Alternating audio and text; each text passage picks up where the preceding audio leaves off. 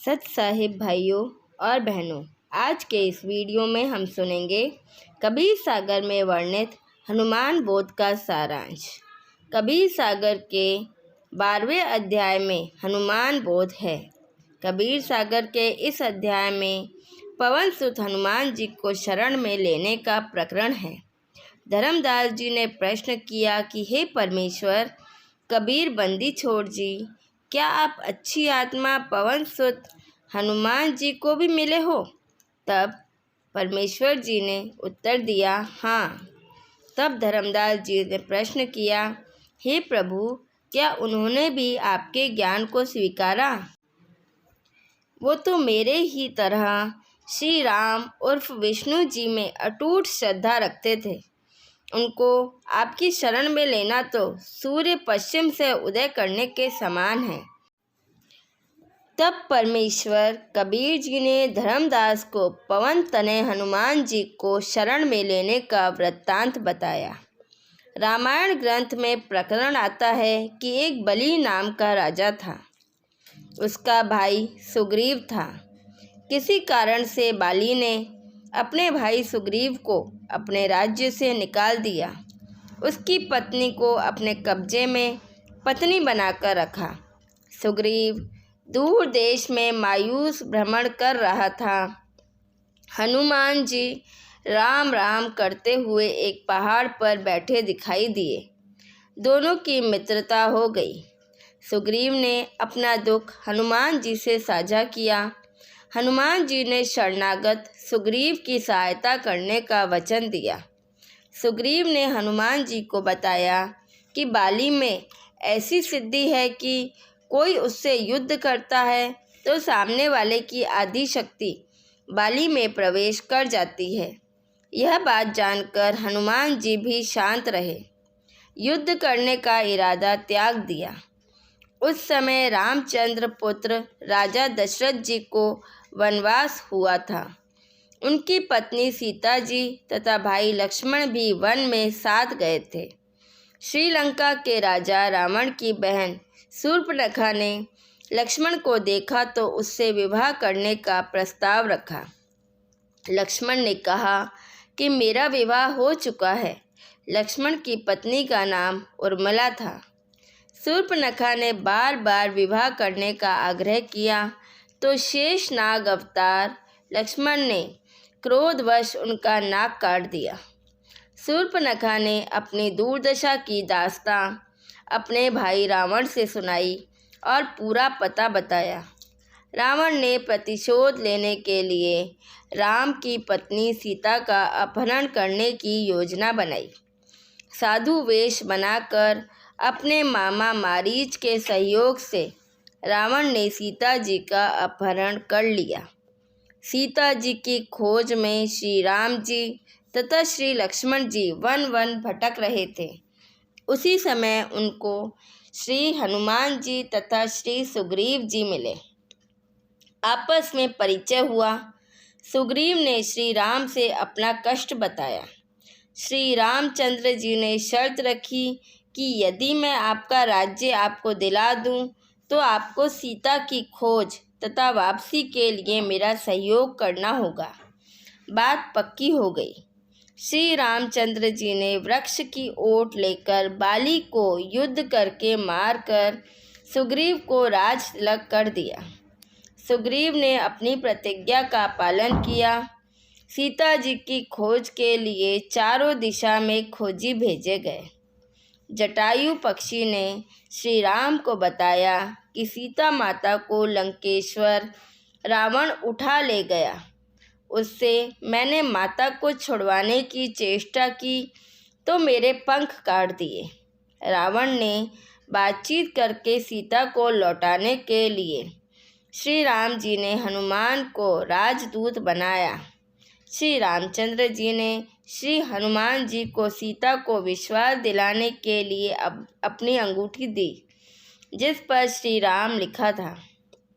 सीता उस अंगूठी से हनुमान पर विश्वास कर सकती थी कि जो मुझसे मिलने आया है वह श्री राम का भेजा हुआ है।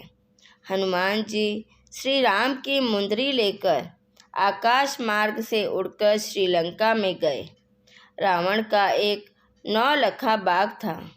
उसमें सीता जी को रावण राक्षस ने कैद कर रखा था। हनुमान जी ने सीता माता को अंगूठी देकर अपना विश्वास दिलाया। सीता जी ने अपना सर्व कष्ट जो राक्षस रावण दे रहा था हनुमान जी को बताया।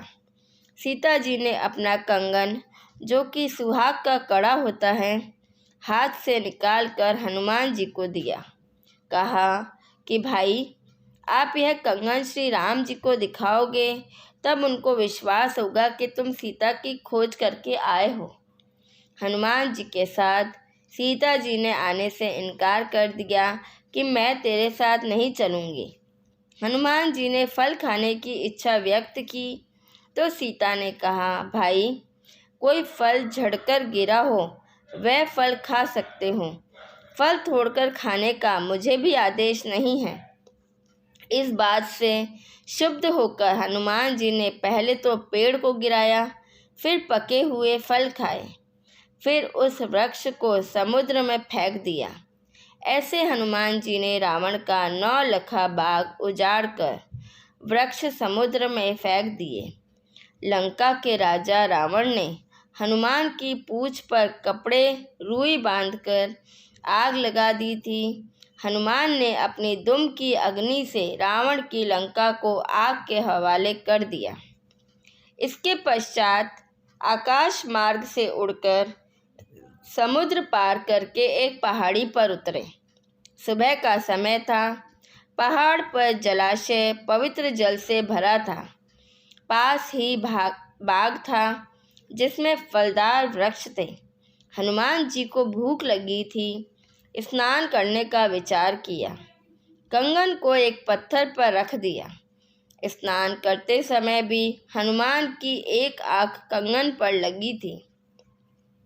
लंगूर बंदर आया, उसने कंगन उठाया और चल पड़ा। हनुमान जी को चिंता बनी कि कहीं बंदर इस कंगन को समुद्र में ना फेंक दे, मेरा परिश्रम पर पानी ना फिर जाए। अब लंका में जाने का रास्ता भी बंद हो गया है। अजीब परेशानी में हनुमान बंदर के पीछे पीछे चले। देखते देखते बंदर ने वह कंगन एक ऋषि की कुटिया के बाहर रखे एक घड़े में डाल दिया और आगे दौड़ गया। हनुमान जी ने राहत की सांस ली। कलश में झांक कर देखा, कंगन निकालना चाहा तो देखा घड़े में एक जैसे अनेकों कंगन थे। हनुमान जी को फिर समस्या हुई। कंगन उठा उठा कर देखे, कोई अंतर नहीं पाया। अपना कंगन कौन सा है, कहीं मैं गलत कंगन ले जाऊं और श्री राम कहे यह कंगन सीता का नहीं है, मेरा प्रयत्न व्यर्थ हो जाएगा। सामने एक ऋषि हनुमान जी की परेशानी को देखकर मुस्कुरा रहा था। कुटिया के बाहर बैठा था। ऋषि जी बोले, आओ पवन पुत्र, किस समस्या में हो? हनुमान जी ने कहा कि ऋषि जी, श्री रामचंद्र जी की पत्नी को लंका का राजा रावण अपहरण करके ले गया है। मैं पता करके आया हूँ। ऋषि जी ने कहा कि कौन से नंबर वाले रामचंद्र की बात कर रहे हो?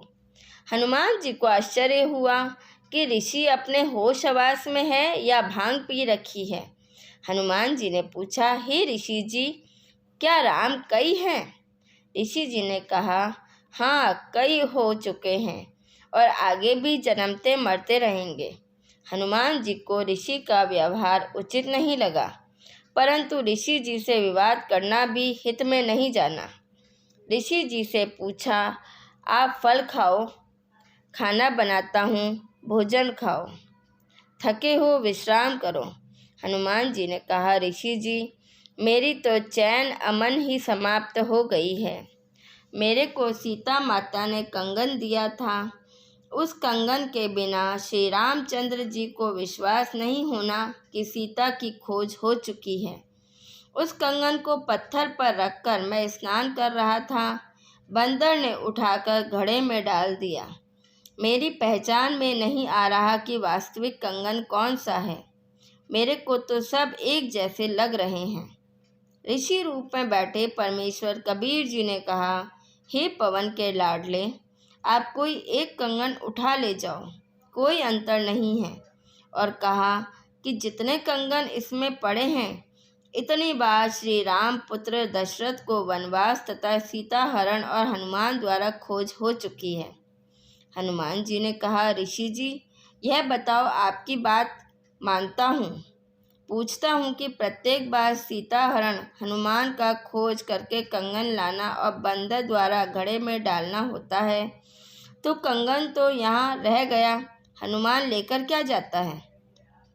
ऋषि मुनिंदर जी ने कहा कि मैंने इस घड़े को आशीर्वाद दे रखा है कि जो वस्तु इसमें गिरे वह दो एक समान हो जाए।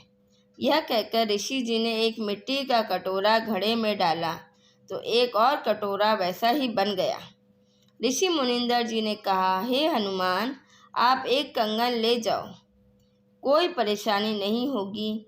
हनुमान जी के पास कोई अन्य विकल्प नहीं बचा था, उस घड़े से एक कंगन निकालकर उड़ चले। श्री रामचंद्र जी को हनुमान जी ने सीता जी के निशानी कंगन दिया तथा जो जो बातें माता सीता ने कही थी वह सब बताई। श्री रामचंद्र जी कंगन देखकर भावुक हो गए। हनुमान जी को सीने से लगाया, कहा, हे संतजन, मैं आपका एहसान कैसे चुका पाऊंगा?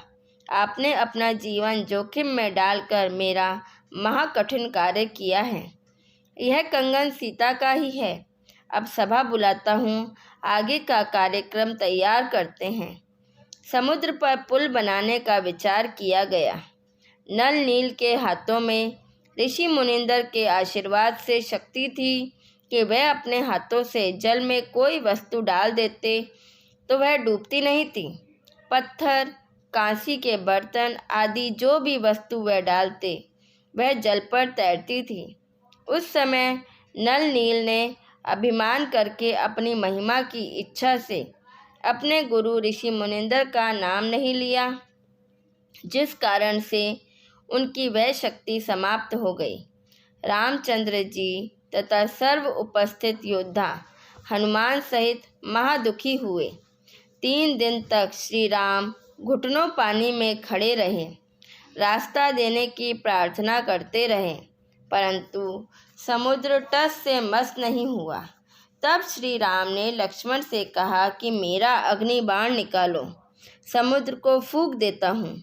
लातों के भूत बातों से नहीं मानते।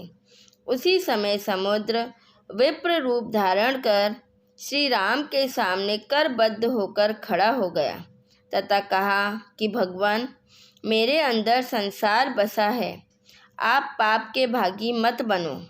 आप ऐसा करो कि सर्प भी मर जाए और लाठी भी न टूटे। आपकी सेना में नल नील नाम के 2 सैनिक हैं, उनको उनके गुरु जी का आशीर्वाद है। उनके हाथों से पत्थर भी मेरे ऊपर तैर सकते हैं। तब नल नील से पत्थर डालकर दिखाने को कहा तो नल नील ने अपनी महिमा चाही और गुरु को याद नहीं किया, जिस कारण से ऋषि मुनिंदर जी ने उनकी शक्ति छीन ली। पत्थर डूब गए। समुद्र ने उनकी गलती बताई। तब नल नील जी ने अपने गुरु जी को याद किया। श्री रामचंद्र जी को भी महसूस हुआ कि जब गुरु अपने शिष्यों को शक्ति दे सकता है तो मेरे कार्य को भी कर सकते हैं। श्री रामचंद्र जी विष्णु जी के अवतार थे। श्री विष्णु काल निरंजन के पुत्र हैं। जिस समय परमेश्वर कबीर जी प्रथम बार काल के लोक में आए थे तो ज्योति निरंजन ने पहले तो परमेश्वर के साथ झगड़ा किया था। जब वश नहीं चला तो चरणों में गिरकर क्षमा याचना की और कुछ आशीर्वाद भी लिए। उनमें से एक यह भी था कि मेरा अंश विष्णु त्रेता युग में रामचंद्र नाम से राजा दशरथ के घर जन्म लेगा। उसको वनवास होगा, उसके साथ उसकी पत्नी सीता भी होगी। उसे एक राक्षस लंका नगरी में उठाकर ले जाएगा। तब रामचंद्र समुद्र के ऊपर पुल बनाना चाहेगा, वह नहीं बना पाएगा। आप वह पुल बनवाना। दूसरा आशीर्वाद लिया था कि द्वापर युग में वही कृष्ण रूप में जन्मेगा। मृत्यु उपरांत वह जगन्नाथ नाम से पूरी नगर में समुद्र के किनारे मंदिर बनवाएगा। समुद्र उसको बनने नहीं देगा। आप उस मंदिर की समुद्र से रक्षा करना। परमेश्वर कबीर जी ने कहा था कि मैं वह कार्य करूँगा। उसी वचन का पालन करने के लिए ऋषि मुनिंदर रूप में परमेश्वर कबीर जी सेतुबद्ध पर प्रकट हो गए और आते आते पर्वत के चारों ओर अपनी डंडी से रेखा अंकित कर आए। नल नील ने दूर से अपने गुरुजी को पहचान लिया और कहा, हमारे गुरुजी आ गए हैं। श्री रामचंद्र जी ने अपनी समस्या बताई तथा विनम्र भाव से अपने कार्य की सिद्धि के लिए आशीर्वाद मांगा। परमेश्वर ने कहा, नल नील ने गलती की, जिस कारण से इनकी शक्ति क्षीण हो गई है। मैंने सामने वाले पर्वत के चारों ओर रेखा लगाई है। उसके अंदर अंदर के पत्थर लकड़ी से भी हल्के कर दिए हैं। वे डूबेंगे नहीं। हनुमान जी राम भक्त थे। उन्होंने उन पत्थरों पर राम राम लिखा और उठा कर चले और रखा तो पत्थर डूबे नहीं। नल नील शिल्पकार यानी निपुण राजमिस्त्री भी थे, जिस कारण से नल तथा नील ने पत्थरों को तराश कर एक दूसरे में फंसाकर जोड़ा था। पहले श्री राम से पत्थर तिरे नहीं। नल नील भी असफल हुए। हनुमान खड़ा खड़ा राम राम ही कर रहा था। चाहता भी था कि पत्थर तैरें, परंतु सब व्यर्थ हुआ। ऋषि मुनिंदर जी, जो कि कबीर जी थे, ने पत्थर हल्के किए थे, जिस कारण से पत्थर समुद्र में डूबे नहीं थे। हनुमान जी तो अपना राम राम का पाठ करने के लिए श्रद्धा से राम राम पत्थरों पर लिख रहे थे। वह तो जहाँ भी बैठते थे वहीं पेड़ पौधों पर राम राम लिखते रहते थे। हनुमान जी तो श्री रामचंद्र जी पुत्र दशरथ को जानते भी नहीं थे। इससे पहले भी राम राम का जाप किया करते थे। जैसा कि लोक वेद सुनते आए हैं कि नल नील ने पत्थर तैराए थे, तब पुल बना। कोई कहता था कि हनुमान जी ने पत्थरों पर राम राम लिखा, जिस कारण से पत्थर तैरे थे। यह भी सुनते थे कि श्री राम ने पत्थर तैराए थे।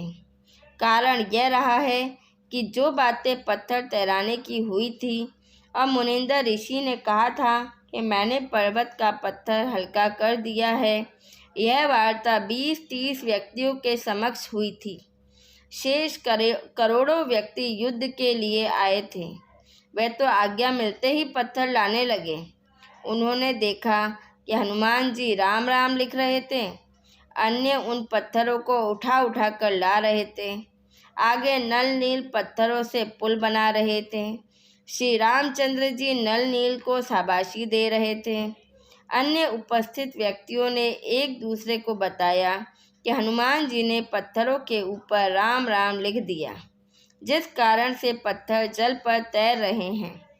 कुछ को लगा कि नल नील के हाथों में करामात है, जिस कारण से पत्थर तैर रहे हैं।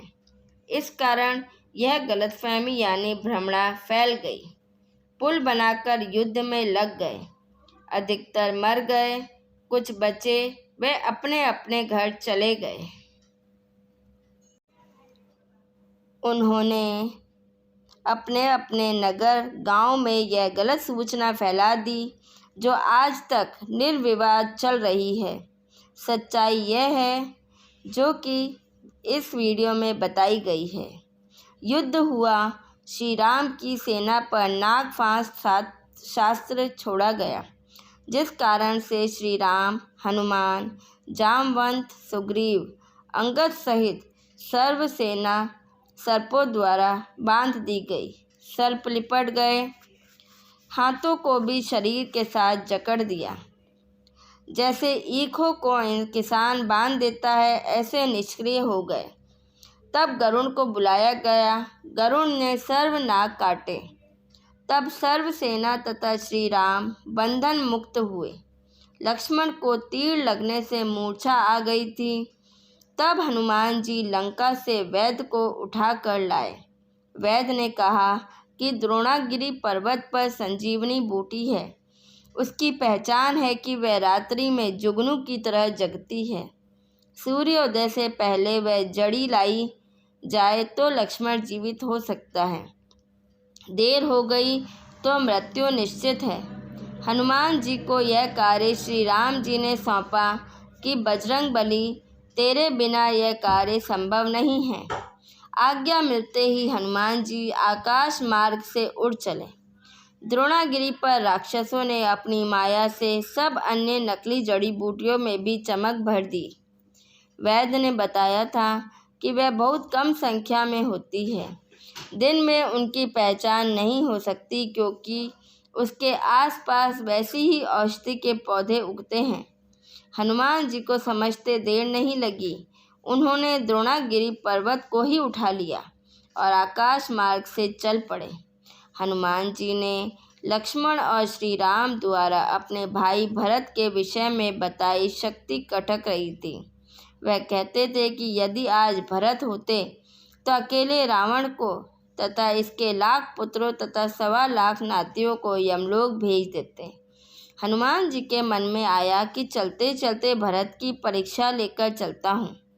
भरत को पता था कि रावण तथा राम युद्ध चल रहा है। आकाश मार्ग से पर्वत सहित हनुमान जी को जाते देखा। विचार किया कि कोई राक्षस जा रहा है, वह तो बहुत हानि कर सकता है। भरत जी ने तीर चलाया। हनुमान जी ने तीर लगने का बहाना करके हे राम करते हुए धरती पर गिर गए। पर्वत को भी धरती के ऊपर रख दिया। आगे भी रामचंद्र जी और हनुमान जी के जीवन में बहुत कुछ हुआ।